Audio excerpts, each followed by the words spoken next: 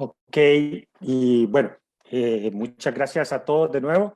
Y quisiera aprovechar para introducir al doctor Mauricio Rodríguez, quien actualmente es director de Asuntos Científicos para América Latina en CropLife, científico administrador de investigación e innovación y formulador de políticas con más de 25 años de experiencia de laborar en los Estados Unidos, Europa, América Latina. Miembro del Consejo Nacional de Biotecnología de Colombia.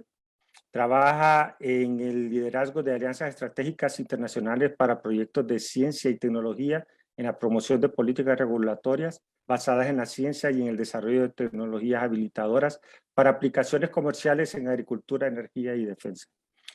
Exdirector general y fundador de BIOS, Centro de Bioinformática y Biología Computacional en Colombia, y el gerente del Programa Nacional de Biotecnología en Colombia, con responsabilidad de supervisión y supervisión de esfuerzos e investigación de ese país para promover la innovación para la industria de biotecnología, biocombustibles y uso sostenible de la biodiversidad. Ha sido responsable de la formulación de políticas importantes en esas mismas áreas. También es exasesor de CANTE, del director general del Departamento de Ciencia y Tecnología e Innovación de Colombia, Cosciencias. Ha recibido varios premios internacionales de prestigio, entre ellos la beca del UNESCO en biotecnología en 1997, la beca de Fulbright en 1998, la Asociación de Investigación de NRC para The National Academies USA 2005.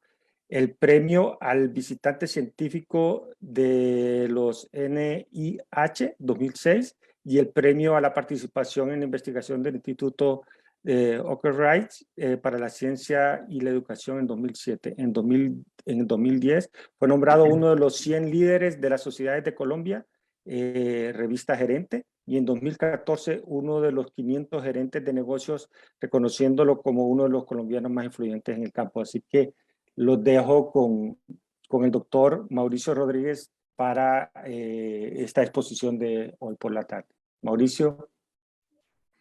Bueno, buenas tardes, Mario. Muchas gracias por esa generosa presentación y felicidades por el trabajo que desarrolla SAFE por la seguridad alimentaria, por la producción de alimentos, una labor tan noble en todo el mundo, y el trabajo que ustedes lideran en Honduras, por supuesto, merece todo el reconocimiento y nuestra mayor admiración.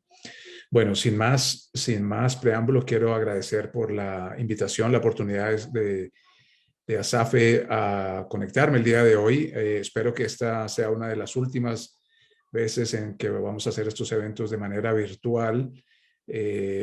Por ahora, digamos, no quiero decir que no quiero hacer más virtuales, sino que me gustaría más bien estar presencial también con ustedes, viéndoles cara a cara y compartiendo y conociéndolos personalmente. Así que gracias a todos los participantes por regalarnos ese espacio. Espero que esta presentación les sea de utilidad y desde ya me pongo a órdenes de todos ustedes para resolver dudas, tanto en esta presentación al final yo preferiría que dejáramos las preguntas hacia el final, pero las que no alcancemos a resolver, por supuesto, también vía correo electrónico.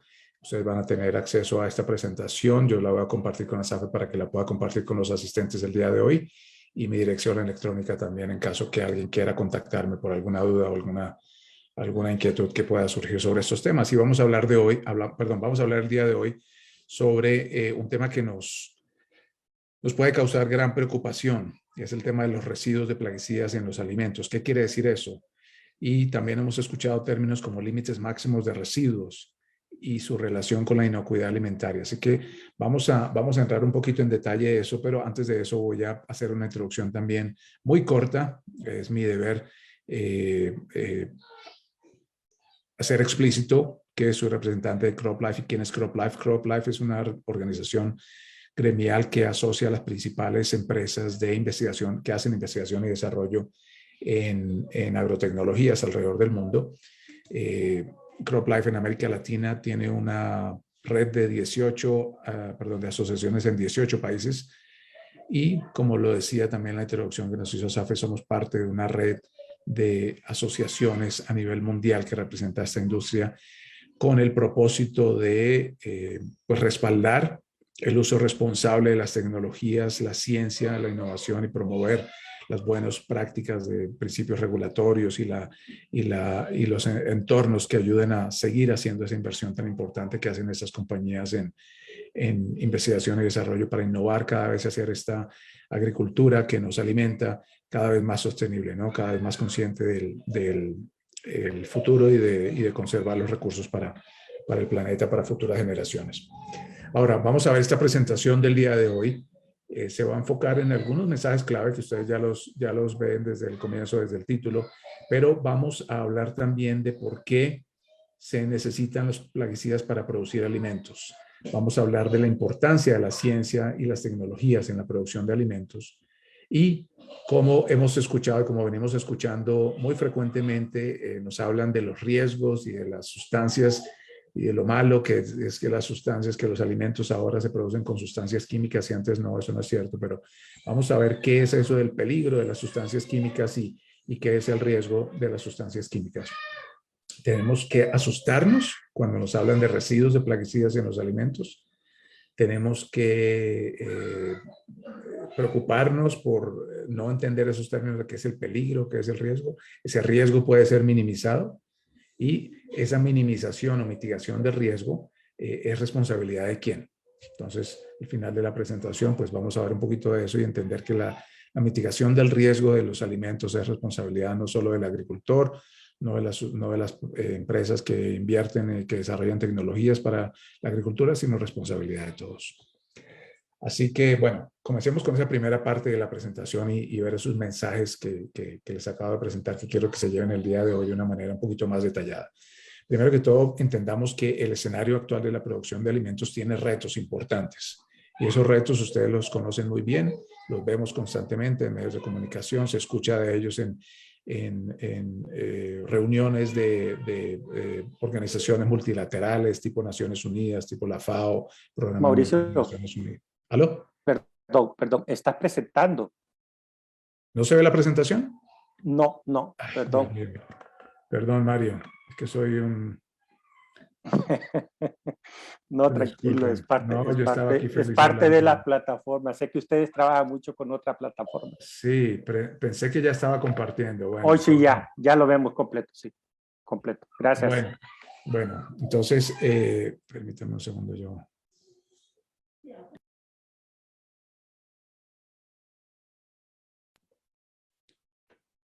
Listo. Bueno, entonces venga, paso estas primeras diapositivas rápidas en las que presentaba qué es CropLife, que somos parte de una red internacional. Y retomo desde aquí más bien. Yo les hablaba de la importancia de los plaguicidas para la producción de alimentos, de las ciencias y las tecnologías, entender que el peligro no es lo mismo que el riesgo y específicamente en el tema de hoy entender si debemos estar preocupados, si debemos asustarnos cuando nos dicen que hay residuos de plaguicidas en los alimentos. ¿Qué quiere decir eso? ¿Qué significa para la salud, para el riesgo de nosotros como consumidores de alimentos? Y si ese riesgo puede ser minimizado. Entonces tenemos que entender la diferencia entre qué es peligro y qué es riesgo. Bueno, entonces hablaba ahora que el escenario actual de producción de alimentos es uno pues de una gran exigencia y unos retos cada vez más difíciles de superar por la incertidumbre, ¿no? De la variabilidad de los efectos asociados al cambio climático, el desplazamiento, la aparición, digamos, de brotes de enfermedades, de plagas, etcétera, en diferentes periodos, en diferentes años. Entonces, todos esos factores de cambio climático, de nuevas plagas y enfermedades, acompañados de la escasez de recursos naturales y nuestra conciencia recientemente, digamos, nuestra nueva conciencia en los últimos 50, 60, 70 años, que los recursos son finitos, que los recursos son no renovables, muchos de los recursos son no renovables y aun si se renuevan toma mucho tiempo para el planeta Tierra poder reciclarlos y volverlos a ser disponibles para ser reutilizados. Entonces, esa conciencia hace parte de ese esfuerzo de buscar cada vez una agricultura más sostenible. Pero al mismo tiempo nos presenta unos retos grandísimos a la hora de asegurar la producción de alimentos. Entonces, hemos visto ejemplos dramáticos de pérdidas de producción de alimentos en los últimos 50, 60, 70 años. Por ejemplo, hace 50 años, el hongo que provoca el tizón de la hoja de maíz en los Estados Unidos causó una hambruna terrible. La agricultura en Estados Unidos depende en gran en gran medida de la producción de maíz y se perdieron cerca de $1.000 millones al perderse casi el 100% de los cultivos en muchos estados de Estados Unidos. Entonces creó una crisis terrible. Eso hace muy poco tiempo, hace 50 años nomás. Y hace un poquito más, hace 60 años, una plaga que afecta la producción de arroz, que se llama el tizón del arroz, el tizón bacteriano de la hoja del arroz, causó daños similares, pérdidas y devastación del casi 80% en cultivos en la región del sudeste asiático. Así que esto no es ajeno, eso es como hablar de las pandemias, ¿no? Entonces, estos eventos no los vemos hace mucho tiempo, pero no sabemos cuándo puedan volver a aparecer y es nuestra responsabilidad, las personas que trabajamos en investigación e innovación en agricultura, pues tratar de, primero, de prevenir que estas cosas sucedan y segundo, de estar preparados y tener todas las herramientas y las tecnologías disponibles para atender esta emergencia, este tipo de emergencias en caso de que vuelvan a suceder. ¿Por qué? Porque pues la población sigue en aumento. En los próximos 30 años vamos a pasar de ser 7.2, 7.3, o sea, 7.200, 7.300 millones a casi 9.300. Algunos hablan incluso de casi 10.000 millones de habitantes en el planeta Tierra. O sea, más de 9.000 millones de bocas que alimentar. Más de 2.000 millones de bocas adicionales, digámoslo de esa manera. Más de 2.000 millones de personas más va a haber en el planeta Tierra en los próximos 30 años de las que hay actualmente. Entonces, ¿cómo vamos a alimentar a todas esas personas? Pues produciendo más alimentos, por supuesto. Vamos a requerir, según cálculos de la FAO, vamos a requerir un 50-60% más de alimentos. Vamos a requerir que, tengamos que en cuenta que casi el 85% de esos alimentos van a ser suministrados por la agricultura, otro porcentaje, por supuesto, por la ganadería y otros sistemas de producción. Así que la solución a este reto que parece pues inconmensurable es, si lo pensamos en cifras numéricas, es la ciencia, tecnología y la innovación las que nos van a llevar a esa senda de la seguridad alimentaria, pero al mismo tiempo haciéndolo con sostenibilidad. Desafortunadamente, y más ahora que estamos en esta época de tanta información superficial, de tanta información no verificada y tanta desinformación o distorsión de la información, vemos que el miedo a la ciencia, en cambio de desaparecer, en cambio de que con mayor información estemos mejor preparados para aceptar las tecnologías, para aceptar las innovaciones, pareciera que es lo contrario, más se propagan los miedos y la confusión sobre el papel de la ciencia y de las tecnologías en los beneficios, en la salud, en la alimentación, en el ambiente, etcétera. Entonces, casi o más de 350 años después de que Galileo diera paso a esa evolución, a esa revolución científica, pues todavía la ciencia y la tecnología siguen despertando rechazo, miedos y prejuicios. Entonces, es algo que es parte de la labor que realiza ASAFE en Honduras y nosotros en toda la región y alrededor del mundo lo hace CropLife también en la agricultura, pues tratar de compartir esa información y compartirla de una manera que se ha entendido pues por diferentes audiencias también y nos apartemos un poco de esa desinformación y de ese miedo a las tecnologías. Hace 150 años se inventaron los elevadores de personas, los ascensores o elevadores, y las personas no los usaban porque creían que eso se iba a desplomar al piso y se iban a morir. Por supuesto, esos accidentes pueden suceder, pero ¿con qué frecuencia? ¿Cuál es la probabilidad de que un ascensor se desplome al piso y caiga? Muy baja, casi nula. Esos eventos casi nunca se escuchan que sucedan. Lo mismo cuando se inventó el teléfono. La gente pensaba que se iba a electrocutar porque que es ese aparato que a través de un cable mueve el sonido. Eso nos va a causar daño. Los hornos microondas, cuando aparecieron hace un poco más de 50, 60 años también, eso nos va a afectar. Las personas que tenían marcapasos decían no nos podemos acercar, la comida va a ser radioactiva. ¿Cómo vamos a comer alimentos que se preparan o se calientan en un microondas?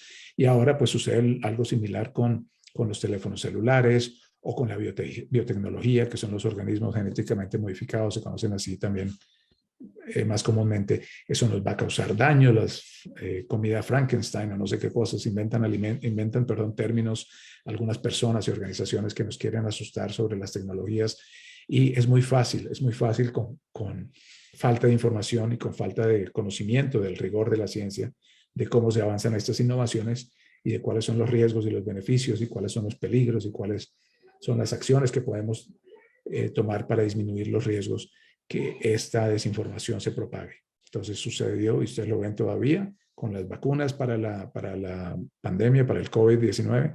Entonces mucha gente desafortunadamente no se quiso y no se ha querido vacunar. Muchos de ellos han fallecido también por la enfermedad, por rehusarse a aceptar las vacunas. Entonces el desconocimiento y los prejuicios pueden convertirse en obstáculos para que estas nuevas tecnologías, esos desarrollos científicos cumplan su propósito de mejorar la calidad de vida de todos nosotros. No es excepción a este miedo a las tecnologías el uso de una tecnología que es la que vamos a hablar el día de hoy, que son las sustancias químicas. Las sustancias químicas también son tecnologías que se utilizan para controlar, bueno, en el caso de la agricultura, para controlar plagas. Sustancias químicas se utilizan, por supuesto, para muchas cosas. Me refiero a los agroquímicos. Entonces, los agroquímicos son tecnologías que se utilizan para tratar de disminuir o evitar el daño que causan plagas y enfermedades sobre los cultivos y sobre la producción de alimentos. Entonces, vemos campañas mediáticas muy sugestivas y muy emotivas que apelan más a la emoción que a la razón, más aquí en el corazoncito y menos aquí en el cerebro. Nos tratan de decir que la comida y que las sustancias químicas que se usan en la agricultura son básicamente culpables de todas las males de la humanidad. No exagero cuando digo que incluso vi algunos artículos hace un par de años que decían que por culpa de los plaguicidas había aparecido la pandemia también, imagínense. Entonces, la desinformación, la distorsión de la información es terrible y estamos constantemente bombardeados con ese tipo de desinformación, con ese tipo de acciones y de campañas. Entonces, nos hablaban hace 10 o 20 años o más de la desaparición de las abejas. La portada de la revista Time con un fondo negro hablando de un mundo sin abejas y que nos vamos a morir, y que Albert Einstein decía que una cantidad de propaganda, de miedo y de mentiras, básicamente. Las abejas no están desapareciendo ni van a desaparecer. De hecho, los últimos 50, 60 años demuestran que las abejas han crecido un 50, 60% a nivel mundial. Entonces, nada más lejos de la realidad, pero la desinformación penetra, digamos, en la conciencia, en el subconsciente a veces de las personas, y se queda ahí, y una vez se siembra y se implanta, es muy difícil erradicarla. Por más información, por más conocimiento, por más ciencia que expliquemos, las personas que no quieren creer no van a creer. Pero es deber de todos modos de nosotros tratar de explicar y de proveer la información correcta. Así que, pues eso es lo que nos reúne. Ahora, si yo les pregunto a ustedes, y no lo voy a abrir desafortunadamente el micrófono por la modalidad del evento, pero si yo les pregunto a ustedes qué peligros ustedes identifican en esta caricatura, en esta imagen, ustedes seguramente van a encontrar 2, 3, 4, 5, 10 fuentes, digamos, de peligro diferentes, ¿cierto? Peligro de electrocutarse, de resbalarse con el líquido, de enterrarse un cuchillo, de quemarse con los fogones, el cigarrillo que está encendido al lado del periódico, el horno que está abierto, las sustancias químicas, los limpiadores que están debajo del fregadero, debajo del lavavajilla, del lavaplatos, como se llame. Todos estos son eventos, digamos, que vemos en la vida diaria. Esto no es ajeno a la cocina o a la casa de ninguno de nosotros. No todos al tiempo, a menos que seamos muy desordenados. Vamos a ver una fotografía como esta hecha realidad en la cocina de nuestra casa, pero de vez en cuando vamos a ver una u otra de estas situaciones presentes en nuestra cocina. Entonces, lo que quiero resaltar con este mensaje, con esta caricatura, es que el peligro hace parte de la vida de todos. El peligro hace parte de la vida diaria y el riesgo cero no existe. Entonces, cuando nos dicen que algo es peligroso y que por lo tanto debe prohibirse, nos están haciendo creer un argumento que es ilógico, porque los peligros siempre van a estar presentes. Cualquier cosa, bueno, para usar un término que seguramente ustedes han escuchado todos, lo único que hace falta para morir es estar vivo. Entonces, todo es peligroso en la vida. Estemos sentados o de pie en un salón cerrado o abierto, no sabemos si empieza a llover, nos puede caer un rayo encima, o si no un árbol, o pasa un automóvil y nos arrolla, o puede haber un terremoto y nos cae un edificio encima, o yo puedo estar sentado en una silla y la silla se puede romper y yo me puedo lastimar, la lámpara que tengo encima de mi cabeza se me puede caer, etc. Entonces el peligro está presente permanentemente, así que no hay manera de que no exista el peligro, y tampoco hay manera de que lleguemos a un riesgo cero. Riesgo cero no existe tampoco. Entonces, sí podemos es aproximarnos a ese cero, sí podemos tratar de minimizar el riesgo de que los efectos adversos de las circunstancias de la vida nos lleguen a afectar. Para eso sirve la educación, para eso sirve el civismo, el buen comportamiento, las reglas, digamos, sociales de vivir en sociedad, etcétera, nos llevan a disminuir riesgos, ¿cierto? Pero el riesgo cero como tal no existe. Entonces, cuando nos hablan de prohibir sustancias, por ejemplo, los plaguicidas, porque presentan algún peligro, pues es absurdo.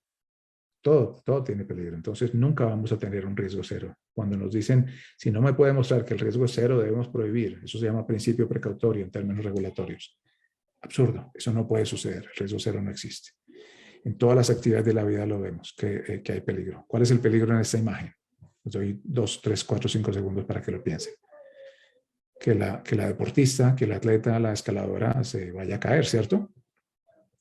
Se vaya a caer de una gran altura y se pueda lastimar o se pueda morir. El mismo peligro está presente en esta otra imagen.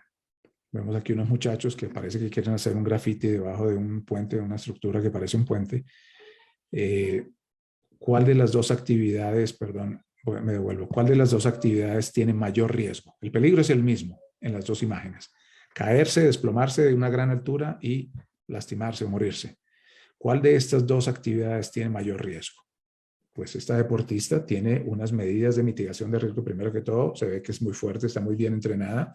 Segundo, tiene un arnés y unas sogas para sujetarse en caso de que se desprenda, de que no pierda el agarre y pierda el equilibrio. Va a quedar suspendida en el aire y no se va a caer hasta el suelo. Lo mismo no pueden decir estos muchachos que están aquí arriba, debajo del puente. Entonces, hay maneras de que el riesgo se maneje. El riesgo puede ser más alto o puede ser más bajo. Eso se llaman medidas de mitigación de riesgo. Entonces, yo estoy hablando de dos cosas en este momento, peligro y riesgo. Vamos a definirlas para entender un poco más en el contexto de las sustancias químicas a qué me refiero. El peligro es el potencial de que algo cause daño, ¿cierto? En la imagen anterior, el peligro era la posibilidad de caer y morir o lastimarse. El riesgo es la medida de la probabilidad de que ese peligro se vuelva realidad, de que ese peligro ocurra realmente. Entonces, vuelvo y repito, el riesgo y el peligro son diferentes, porque el peligro es inherente de la actividad. El peligro no se puede desaparecer. Lo que sí puede disminuirse es el riesgo, que es la probabilidad de que el peligro se realice. Entonces, el riesgo es una medida de la probabilidad de que el daño ocurra bajo unas condiciones definidas de exposición a un peligro. Entonces, condiciones definidas de exposición, ese es otro término que vamos a definir, de exposición al peligro. Eso es riesgo. Evidentemente, los señores que están a la derecha, los muchachos que están a la derecha, tienen un mayor riesgo de caer al piso y desplomarse que la deportista que tiene buenas herramientas de mitigación de riesgo. Y como les decía, el peligro y el riesgo pues son parte de todas las actividades. Entonces, el agua, por supuesto, presenta peligro. El agua, que es fundamental para la vida, también es peligrosa. Podemos caer a una piscina, a un cuerpo de agua, sin saber nadar. Entonces, si sabemos nadar, el riesgo de ahogarnos cuando nos caemos al agua, pues va a disminuir, ¿cierto? O que tengamos un flotador o alguna especie de ayuda para no hundirnos, pues va a disminuir ese riesgo. La gasolina, que es una sustancia altamente peligrosa, volátil, explosiva, es parte también de la vida diaria de todos, ¿cierto? Lo utilizamos para los vehículos, algunas personas para cocinar, etcétera. Entonces, para la maquinaria en la agricultura. Entonces, es una sustancia altamente peligrosa, pero la podemos y hemos aprendido a usarla de manera responsable, de manera correcta. ¿Qué sabemos que responsablemente no debemos hacer junto a la gasolina? Encender un fósforo, ¿cierto? Eso todo el mundo lo sabe, lo tiene muy claro. Conducir. Entonces, para conducir un vehículo, que es una máquina de alto nivel de peligrosidad, con un vehículo a esas velocidades y con el peso que maneja un vehículo, podemos matar personas, ¿cierto? Podemos matar nosotros mismos. ¿Qué aumenta el riesgo de tener un accidente catastrófico en un vehículo? Por ejemplo, pues utilizar el teléfono móvil para enviar mensajes de texto o distraernos de alguna manera en la conducción. Entonces, hay medidas de mitigar el riesgo y lo mismo sucede con las sustancias químicas. Las sustancias químicas, si las usamos de manera correcta, si las usamos de manera de la manera que está escrito en las etiquetas que se debe usar, ese riesgo baja, se acerca a ese número 0. Nunca va a ser 0, pero se va a acercar lo más posible. Entonces, vemos aquí una imagen de una persona que, por supuesto, tiene sus medidas de mitigación, su equipo de protección personal para minimizar el riesgo de exposición a esa sustancia química. Entonces, el peligro de las sustancias químicas se llama toxicidad. Básicamente es el peligro de una sustancia para causar envenenamiento. Y el riesgo, que sabemos que es una probabilidad de que se genere esa toxicidad o ese envenenamiento, se puede disminuir si no hay exposición a la sustancia o si disminuimos la exposición a la sustancia, disminuimos el riesgo. No importa qué tan peligrosa es una sustancia, si disminuimos la exposición o si eliminamos la exposición, incluso no hay riesgo de intoxicación. Entonces, si yo veo una sustancia química, pero la estoy viendo en televisión, pues no tengo riesgo de envenenarme, ¿cierto? Si la veo qué sé yo, detrás de un vidrio de no sé cuántas pulgadas y qué sé yo, no hay riesgo de exposición. Si yo aplico la cantidad correcta de una sustancia química en las condiciones definidas agronómicamente para utilizar esa sustancia en un cultivo, el riesgo de que haya una intoxicación o un envenenamiento por esa sustancia química va a disminuir prácticamente a 0, definitivamente a un nivel que no haga daño a la salud o al ambiente. Una manera en la que nos desorientan muy fácilmente sobre el peligro de las sustancias químicas, y me pasa todos los días, yo voy a una tienda, a un almacén y me dicen, es que mira, aquí te vendemos unos productos, unos alimentos, por ejemplo, que se producen sin sustancias químicas, que no tienen químicos, me dicen, este alimento no tiene químicos. Bueno, pues si ese alimento tiene químicos, porque tiene proteínas, tiene carbohidratos, puede tener lípidos, etcétera, tiene nutrientes, minerales, etcétera. Todo eso son sustancias químicas. Entonces, la química es fundamental para la vida. Lo malo no es que tenga químicos o no tenga químicos. Lo importante es cuáles son esos químicos y qué exposición tengo yo en qué concentraciones a esas sustancias químicas. Pero nos dicen, es que esto es natural, esto no tiene químicos sintéticos. No importa que sea natural o no sea natural. Natural no quiere decir inocuo tampoco. Más de las sustancias, o la sustancia más tóxica que existe en el planeta Tierra se llama toxina botulínica. ¿En qué se utiliza la toxina botulínica? En las inyecciones de las personas, mujeres diría yo antes, ahora también hombres, que se aplican unas microinyecciones con unas cantidades muy pequeñitas de toxina botulínica para, qué sé yo, para disminuir las arrugas, para que no se frunza el ceño, qué sé yo. Entonces, es la sustancia más peligrosa que existe en el planeta Tierra, pero se puede utilizar de una manera controlada y segura en esos consultorios médicos, cosméticos, etcétera. Utilizan la sustancia más natural, más peligrosa que existe sobre la Tierra. Y aquí en esta gráfica ustedes ven algunos ejemplos de sustancias, que son algunas naturales, otras sintéticas, y algunas tienen unos efectos tóxicos y otras no al mismo nivel, a la misma dosis, digamos, a la misma concentración. Entonces, en la parte izquierda, ustedes ven un semicírculo anaranjado que dice natural y un semicírculo amarillo que dice sintético a la derecha.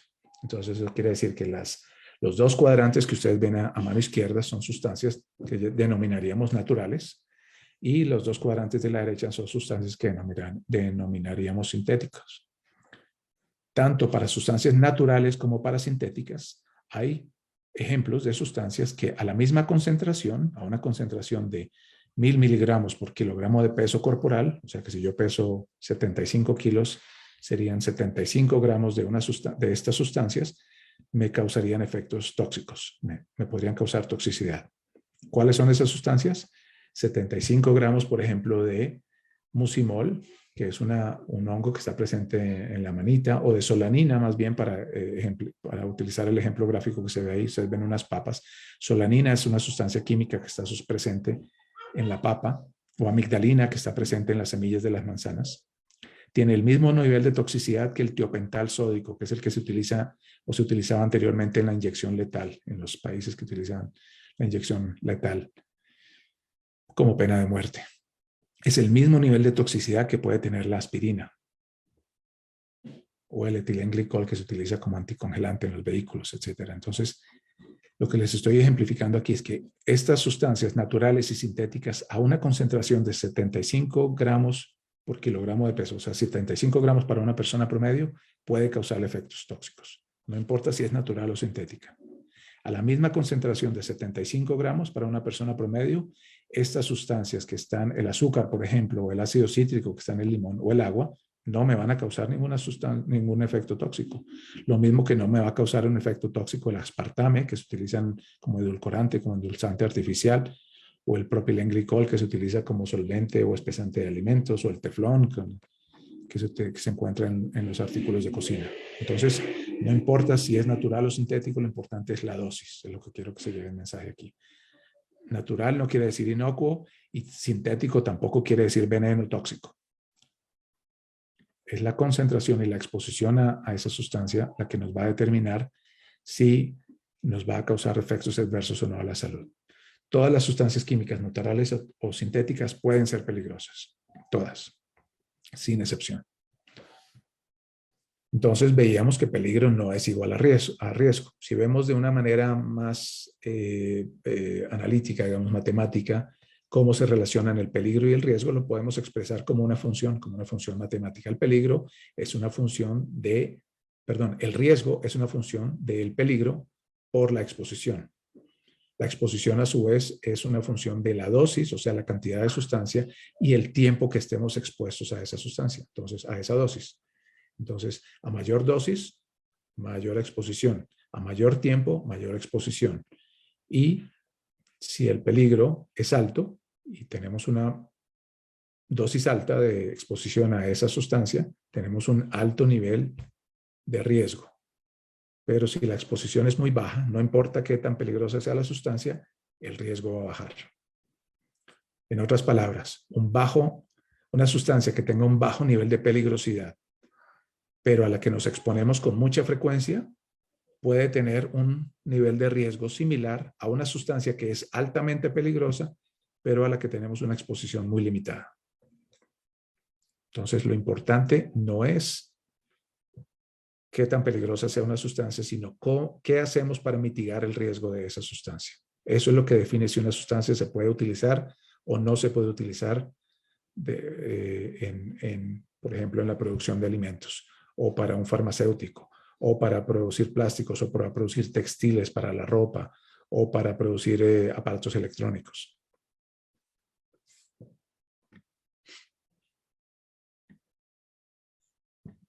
Una manera más para entender, porque es que esto es fundamental, esto entender el peligro y el riesgo.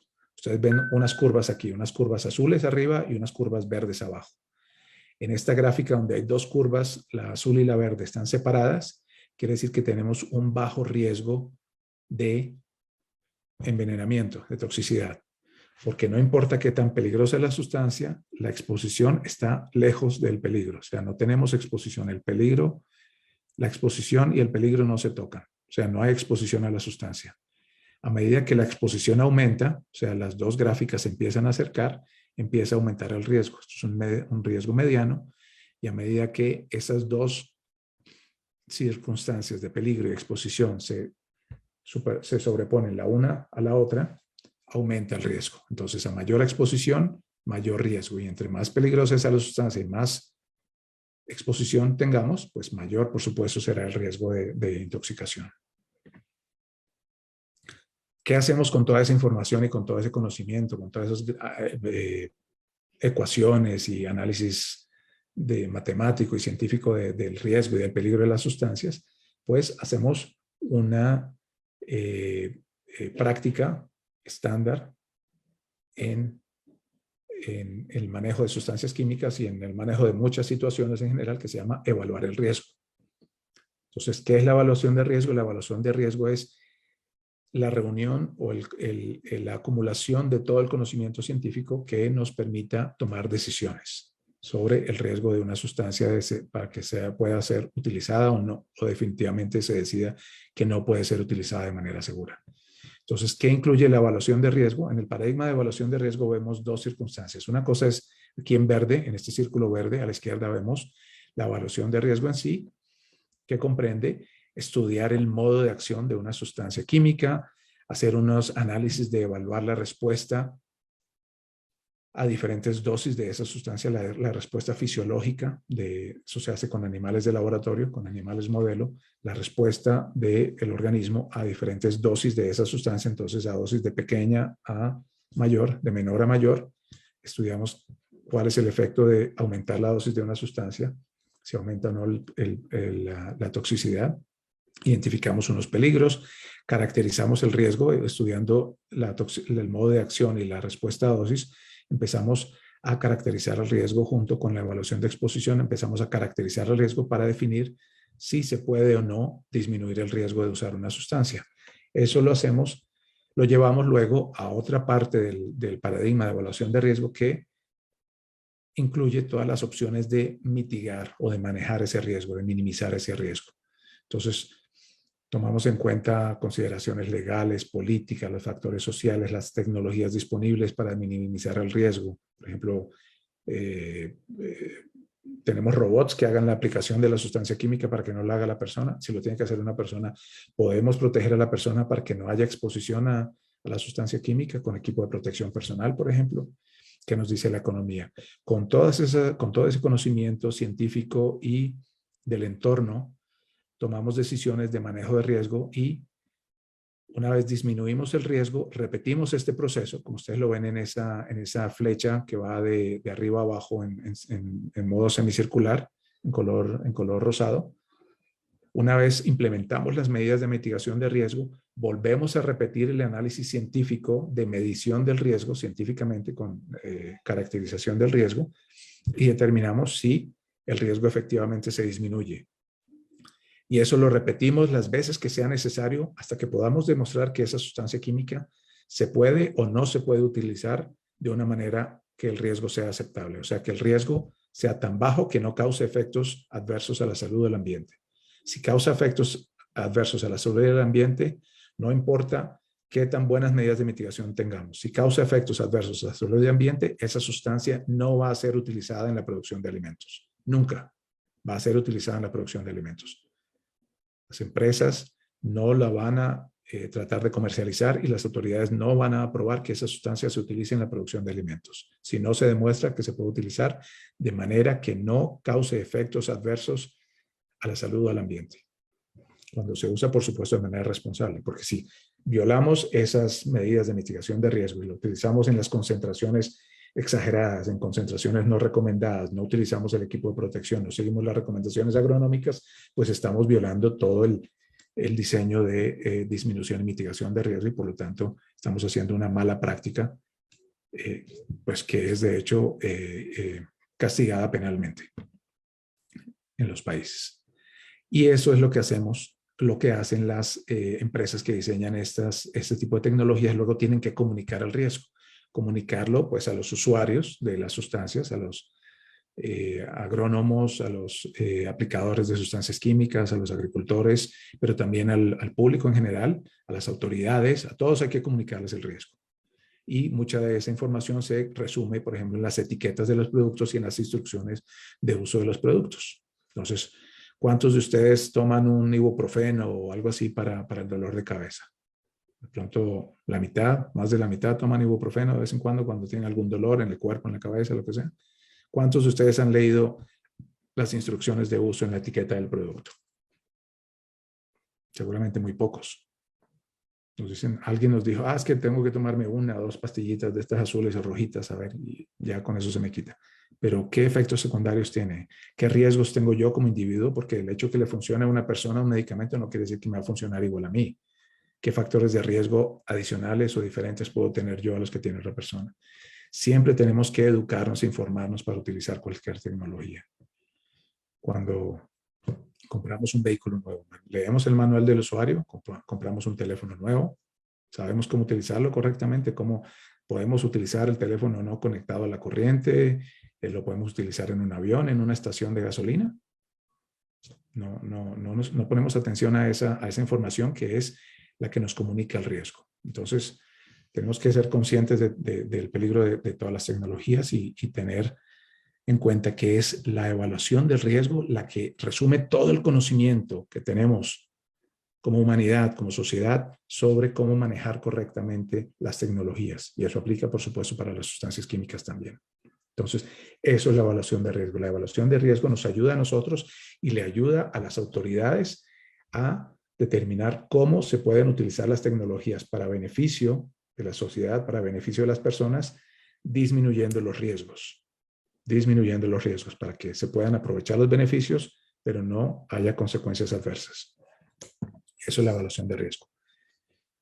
Vamos a hablar de residuos. Entonces, antes de hablar de residuos, de los plaguicidas en los alimentos, yo les quiero contar muy rápidamente cómo se determinan esos niveles que son aceptables o no aceptables de residuos. Y yo les decía que uno de los experimentos que se hacen en evaluación de riesgos es evaluar las respuestas a diferentes dosis de una sustancia química. Entonces, esta gráfica que ustedes ven ahí, ven el porcentaje de respuesta. De respuesta puede ser adversa o, bueno, en este caso es adversa a una sustancia química a mayores dosis. En el eje horizontal ustedes van a ver que las dosis aumentan, en el eje vertical aumenta la respuesta. Entonces, típicamente una sustancia química tiene un rango de dosis en los que no se observan efectos adversos a la salud, o sea, no se observan efectos de intoxicación. Eso es lo que se llama el NOAEL, no hay efectos adversos observables, hasta que llegamos a un umbral, a una dosis, a partir de la cual empiezan a observarse efectos adversos a la salud, hasta que llegamos a un máximo de respuesta, a un máximo de efectos adversos a la salud. Ese máximo puede ser dolor de cabeza, náuseas, dolor de estómago o la muerte, qué sé yo. Hay diferentes curvas para diferentes efectos. Entonces, todos esos efectos y todos esos experimentos los realizan uno por uno, repetida y repetidamente para que se compruebe científicamente que los datos son válidos. Las empresas que diseñan este tipo de sustancias tienen que hacer esto uno por uno para cada uno de los efectos adversos que puede causar la sustancia en la salud. No importa qué tan leve o qué tan grave es el efecto, tiene que estudiarse científicamente. Y eso lo exigen las autoridades para autorizar el uso de una sustancia química. Entonces, cuando llegamos a la mitad de la población, o sea, población quiero decir animales de laboratorio o células en un cultivo de tejidos, por ejemplo, no tiene que ser todo con animales, pueden ser células en un cultivo de tejidos, células vegetales, células animales, lo que sea, pero en caso de toxicidad humana se utilizan animales o algunos cultivos celulares animales, células de hígado, células de riñón, etcétera, para evaluar la toxicidad al riñón, al hígado, etcétera. Entonces, cuando la mitad de la muestra muestra efectos adversos, eso se llama la dosis letal 50 si lo que estamos estudiando es el efecto de causar muerte, causar mortalidad. Entonces eso se llama la dosis letal 50. Por debajo de eso están un rango de efectos observables y a menor dosis un rango de efectos no observables. Entonces solo cuando ustedes escuchan hablar de dosis letal 50 se refiere a esto. El 50% de la muestra de la población que se está estudiando puede morir a esa concentración. Y a mayor concentración, pues llegaríamos a un 100%, ¿no? Bueno, vamos a ver un poquito más cómo se relaciona eso con límites máximos de residuos adelante. Quiero antes de eso llamar la atención a otro tipo de gráficas. Esta es la misma curva que tiene dosis que aumentan en el eje horizontal y efectos adversos que aumentan en el eje vertical. Esta curva que está más a la derecha dice tóxico con umbral. Ese es el que acabamos de ver. Hay un rango en el que no se observan efectos adversos y empiezan los efectos adversos hasta que llegan a un máximo. Quiero llamar la atención sobre la segunda curva. La segunda curva es un nutriente esencial, o sea, un alimento, una fruta, el carbohidrato, la proteína, la soya, la carne, el arroz, la papa, el banano, lo que nos comamos. Los nutrientes también tienen curvas de toxicidad, es lo que quiero mostrarles con esta gráfica. A mayor concentración de ese alimento, los efectos adversos disminuyen, ¿cierto? El nutriente nos está generando un efecto no adverso, sino un efecto benéfico. Entonces, el efecto adverso disminuye porque está haciendo lo contrario, está haciendo un efecto benéfico, nutrirnos. Pero ¿qué nos dice la ciencia? Que incluso los alimentos llegan a un punto en el que el efecto benéfico se baja totalmente y si seguimos consumiendo ese alimento en exceso, empiezan los efectos adversos. Entonces, por eso nos dicen, no coman alimentos en exceso, porque les van a empezar a hacer daño. ¿Qué pasa si nos comemos un plato de frijoles al almuerzo? ¿O qué pasa si nos gustaron mucho los frijoles y nos comemos 10 platos al almuerzo? Entonces ya los efectos benéficos llegan a un punto en el que se pueden convertir en efectos adversos. ¿Qué pasa si comemos demasiado de un, qué sé yo, caramelos, helados, dulces? Si tomamos demasiada agua, ¿qué pasa? Todas las sustancias químicas, no importa si se llama nutriente o agroquímico o medicamento o lo que sea, todas las sustancias químicas pueden llegar a tener efectos adversos si la dosis es demasiado alta. Por eso el médico nos va a algunas personas después de cierta edad nos dice, bájele un poco al azúcar, bájele a la carne, o mejor no coma azúcar, no coma cerdo, no coma carnes rojas, qué sé yo. Entonces, este tipo de sustancias, y quiero llamar la atención a ustedes sobre ese punto. Todas las sustancias, incluso los nutrientes, pueden llegar a tener efectos adversos a la salud. Bueno, ¿cuáles son las vías de exposición de las sustancias químicas para que nos causen un efecto adverso? La nariz, los ojos, la boca o la piel, ¿cierto? Los poros en la piel. Por contacto dermal, algunos gases o algunos líquidos pueden penetrar la barrera de defensa que tenemos, que se llama la piel, y causarnos intoxicación. Entonces, por eso la importancia de tomar las medidas de mitigación de riesgo, incluyendo para ciertas sustancias, pues una careta, unos guantes, una máscara respiradora, para otras sustancias no. Estas son las vías de exposición y son, por supuesto, las vías en las cuales primero y más efectivamente se diseñan medidas de mitigación de riesgo para que las sustancias no causen intoxicación. Ahora, ¿qué son entonces los residuos? ¿Qué pasa con los residuos en los alimentos? ¿A qué nos referimos cuando hablamos de residuos? Hay dos tipos de sustancias que pueden estar presentes en los alimentos. Unas se llaman contaminantes y otras se llaman residuos. Residuos se refiere exclusivamente a trazas de plaguicidas o a trazas de productos veterinarios, por ejemplo, antibióticos y otro tipo de medicamentos veterinarios. Cuando tenemos presencia de esos dos tipos de sustancias en los alimentos es que hablamos de residuos. Todas las demás cosas se llaman contaminantes. Contaminantes pueden ser ambientales, metales, etcétera. Pueden ser naturales, toxinas o alcaloides derivados de las plantas o de microorganismos. Pueden ser materiales de contacto en el procesamiento de ciertos alimentos procesados o en el empaque o en el transporte de alimentos, procesos, etcétera. Entonces, todos esos se llaman contaminantes. Cuando hablamos de contaminantes, hay muchas sustancias químicas y no químicas que pueden estar causando contaminación en los alimentos, incluyendo los microorganismos, por eso digo no químicas. Pero cuando hablamos de residuos nos referimos exclusivamente a medicamentos veterinarios o a plaguicidas. Por supuesto, para la charla de hoy yo me voy a referir solo a los plaguicidas. Entonces, ya se me está acabando el tiempo, así que vamos a acercarnos a la recta final. Los residuos de plaguicidas son las trazas que dejan los plaguicidas en los productos tratados o que dejan los medicamentos veterinarios, ¿cierto? Esos se denominan residuos. Y un límite máximo de residuo es el nivel máximo de residuos de un plaguicida que se permite legalmente en los alimentos cuando los plaguicidas se aplican correctamente. Eso quiere decir siguiendo las instrucciones agronómicas en la etiqueta del producto y las buenas prácticas agrícolas. Entonces, eso se denomina un límite máximo de residuos. Lo repito, es el nivel máximo de residuos que se permite legalmente en los alimentos cuando esos plaguicidas se aplican correctamente siguiendo buenas prácticas agrícolas. ¿Eso qué quiere decir? Que hay límites máximos de residuos para cada molécula, para cada ingrediente activo de un plaguicida, en combinación con cada alimento, porque un ingrediente activo puede que sirva para más de un alimento, ¿cierto? El de los cítricos sirve para el limón, para la naranja, para la mandarina, etc. Entonces, esa combinación de producto alimenticio con producto plaguicida tiene definido, cada una de esas combinaciones tiene definido su propio límite máximo de residuo por las autoridades. Entonces, ¿de qué dependen los residuos de plaguicidas que estén o no los residuos de plaguicidas en los alimentos? Pues, por supuesto, de las propiedades del ingrediente activo, de la formulación misma del producto, porque, por supuesto, los productos plaguicidas no son el ingrediente activo puro. Normalmente el ingrediente activo es una concentración muy baja y el producto plaguicida tiene otros ingredientes que se llaman inertes, digamos, que ayudan a la aplicación, a la absorción, etcétera, a la eficacia, digamos, del producto. El periodo de carencia, que es ese espacio de tiempo entre la última aplicación que se debe hacer de un plaguicida antes de cosechar ese alimento.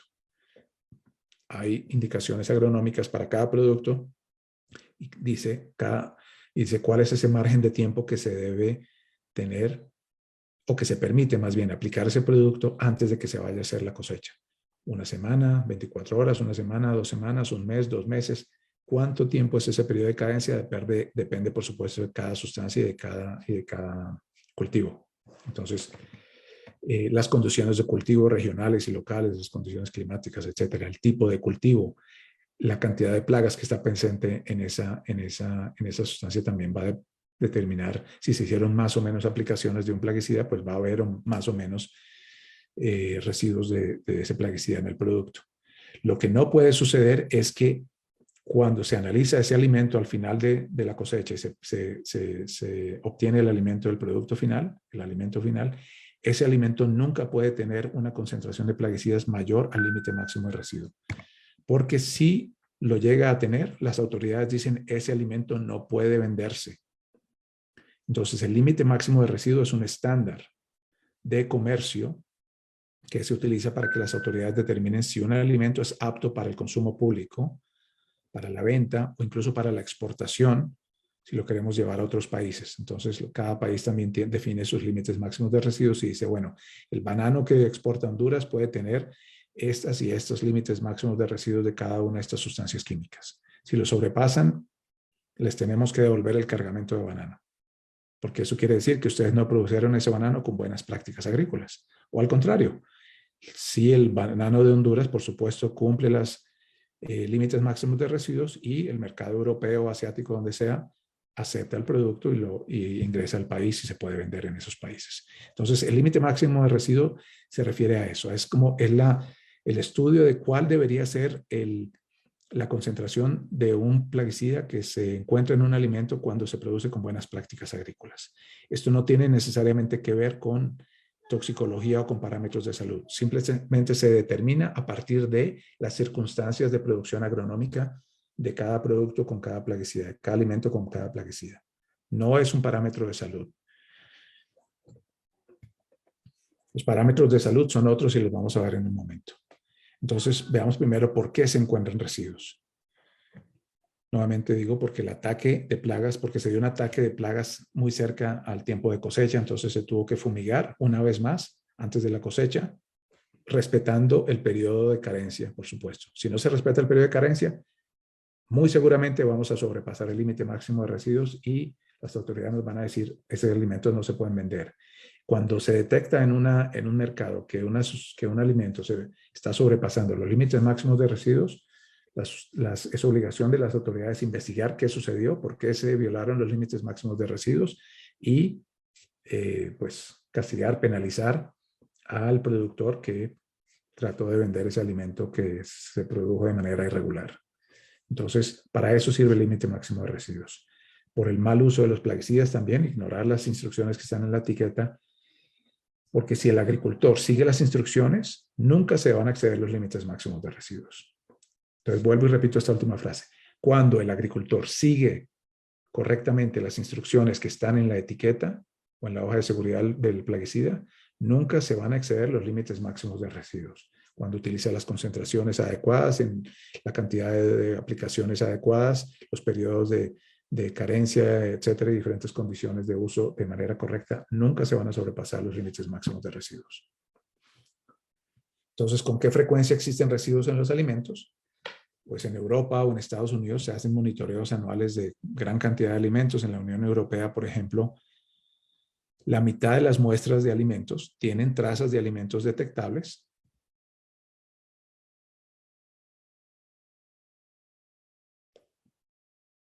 Pero solo el 2% de esos alimentos que se evalúan, que se monitorean anualmente en la Unión Europea, solo el 2% llega a exceder los límites máximos de residuos. Pero no, ninguno de esos, según las autoridades europeas, ninguno de esos presenta riesgos a la salud. Aun cuando se sobrepasan los límites máximos de residuos, no presentan riesgos a la salud. Y ya les voy a mostrar por qué en las próximas 2 diapositivas.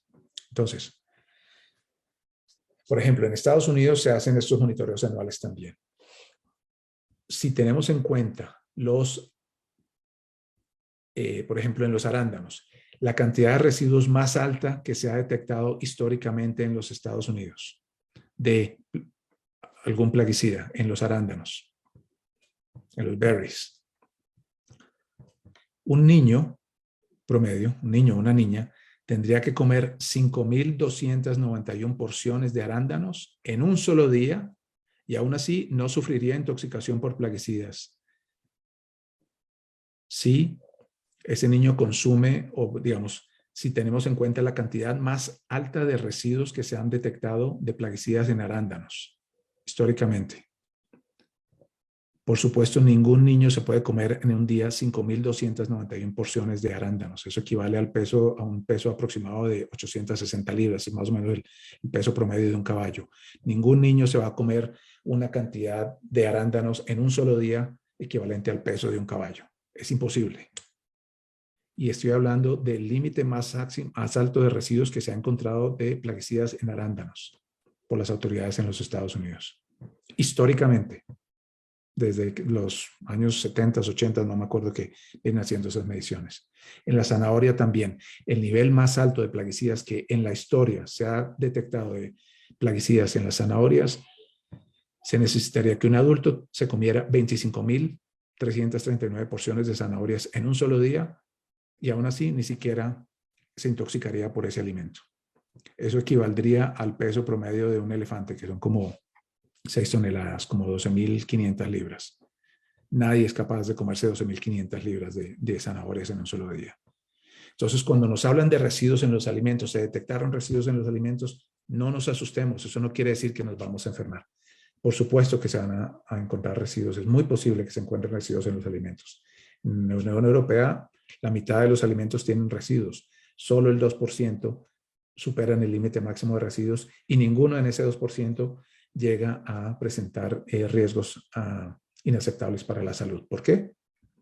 No solo porque no seríamos capaces de comer la cantidad de alimentos necesarios para llegar a ese nivel de residuos que se detectaron, sino porque el límite máximo de residuos está muy por debajo de lo que se consideran las dosis que podrían causar efectos adversos a la salud.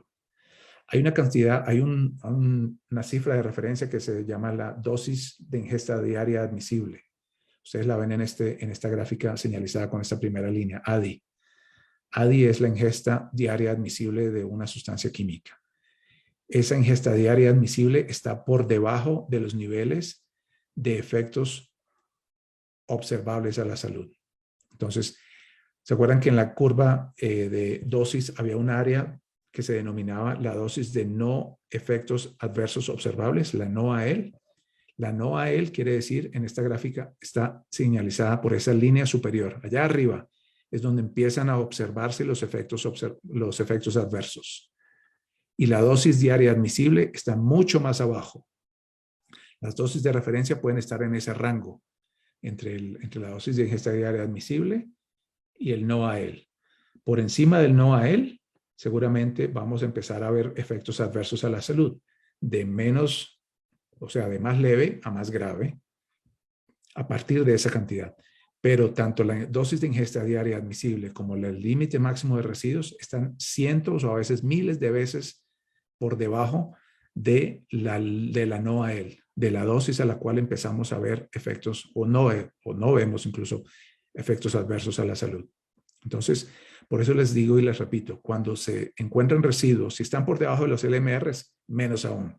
Si están o sobrepasan levemente los LMRs, tampoco pasa nada, no hay riesgo a la salud. Si está a la altura de la dosis de ingesta diaria admisible, estamos a salvo también, porque la dosis de ingesta diaria admisible se calcula cientos de veces por debajo de la concentración a partir de la cual empezarían a verse efectos adversos a la salud. Entonces, eso es lo que nos dice esta gráfica. Entonces, en resumen, ¿qué quiere decir todo esto? No nos dejemos desorientar, no nos dejemos asustar cuando salen los noticieros o las organizaciones que dicen, es que nos están envenenando en Honduras porque las autoridades detectaron residuos de plaguicidas en los alimentos en el supermercado no sé cuál o en el mercado de no sé dónde. No. Vamos a analizar con evidencia científica qué quiere decir, cuál es la cantidad de residuos, superó o no superó las dosis que podrían causar efectos adversos a la salud. Y muy seguramente, en el 99.9, por no decir que en el 100% de los casos, vamos a encontrar que esos residuos nunca se van a acercar ni siquiera a la dosis que puede causar efectos adversos a la salud. Para que eso suceda, tendríamos que tener el productor, el agricultor más irresponsable del mundo, que coge el frasco de plaguicida y se lo echa encima a la fruta antes de llevarla al supermercado, y ni siquiera tal vez. Entonces, no nos dejemos desorientar cuando nos hablan de residuos de plaguicidas en los alimentos, no tengamos miedo, pero sí seamos responsables. Seamos responsables como productores, pero también seamos responsables como consumidores. Una de las recomendaciones y lo que está en nuestro poder como consumidores es, por ejemplo, lavar los alimentos. Lavar siempre los alimentos, no solo para eliminar los residuos de plaguicidas que puedan tener, sino también otros contaminantes, como los que mencionábamos más atrás, metales, toxinas microbiológicas, incluso microorganismos, etcétera, residuos de sustancias químicas del procesamiento de los animales, del transporte, del empaque, etcétera. Entonces, los alimentos frescos siempre deben lavarse antes de consumirse. Entonces, esa es una recomendación que ya para cerrar quiero hacerles. En conclusión, es responsabilidad de todos, del gobierno, a través de las buenas regulaciones de los programas educativos, de la fiscalización y el licenciamiento de las sustancias químicas, la industria a través de buenas prácticas y nuevas tecnologías para una producción sostenible, su responsabilidad ambiental y social, el entrenamiento como el que estamos haciendo el día de hoy, la transferencia de tecnología y conocimiento. Los distribuidores tienen también un papel que jugar en asegurarse que los alimentos se producen de manera sana, de manera correcta, rechazando, por ejemplo, los productos que son de contrabando ilegales, los productos químicos ilegales, con las buenas prácticas, informando, educando también, por supuesto, los agricultores, que son, digamos, en la línea, digamos, del frente de producción de alimentos, los que tienen el contacto directo con las sustancias químicas. Y nosotros como consumidores también podemos manejar correctamente los alimentos, pero también informarnos con fuentes confiables, no con WhatsApp, no con Facebook, no con Instagram o Twitter o lo que sea, sino con fuentes confiables de información, independientes, fuentes científicas, ojalá validadas internacionalmente, y no dejarnos asustar ni propagar tampoco los miedos. Es muy fácil hacerle retweet o hacerle forward, hacerle lo que sea al meme o a lo que recibimos en Instagram, en Facebook, en lo que sea. No repliquemos la desinformación. Si vamos a replicar información, primero hagamos el ejercicio responsable de verificar la veracidad de la información antes de reenviarla a todos nuestros contactos. Entonces, es responsabilidad de todos el uso correcto de las sustancias químicas.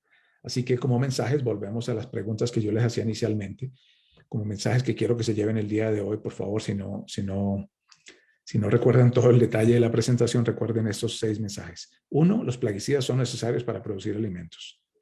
No siempre, pero en la mayoría de casos, en muchos casos van a ser necesarios. Nosotros promovemos el manejo integrado de plagas, y el manejo integrado de plagas reza que las sustancias químicas deben utilizarse solo como última instancia, solo en los casos en los que sea necesario para para controlar las plagas. De resto promovemos prácticas de manejo agronómico, de control mecánico, de control cultural, de control biológico, etc. Solo los plaguicidas deben usarse si no hay otra opción.